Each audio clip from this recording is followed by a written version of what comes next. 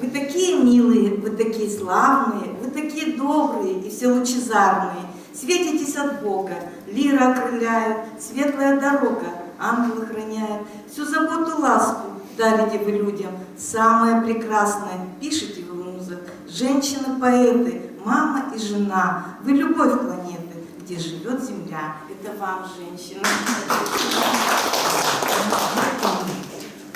Так, и еще вот разговор с рекой. Вот Кама течет, куда-то зовет, туда, где чужбина и даль. А где-то в лесу кукушка поет, наводит тоску и печаль.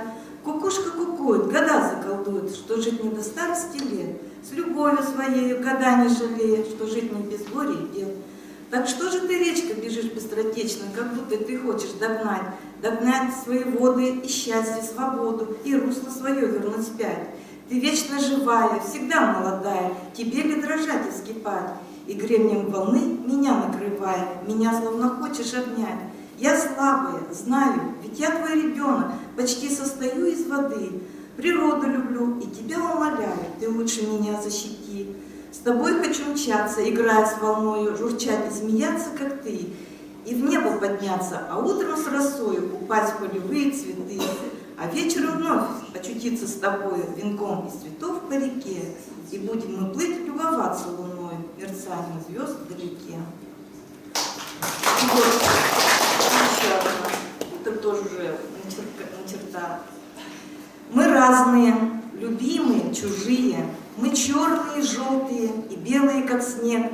И Богу молимся по-своему отныне. Нас много наций с названием «человек». Единый Бог, религия едина, только одежда и язык другой.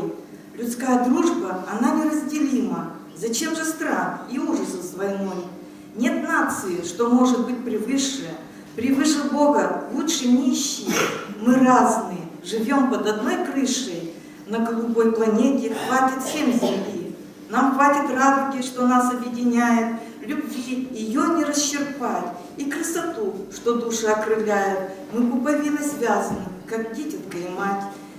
Не надо злобы, зависти и смерти. Жизнь коротка, любите всей душой. Не верьте дьяволу, пусть не пугают черти всех черной краской, черной тоской. Давайте жить всемирно и счастливо, любить отцов, детей и матерей, с природой дружить, стихи писать красиво. И это пусть нам будет всех верней.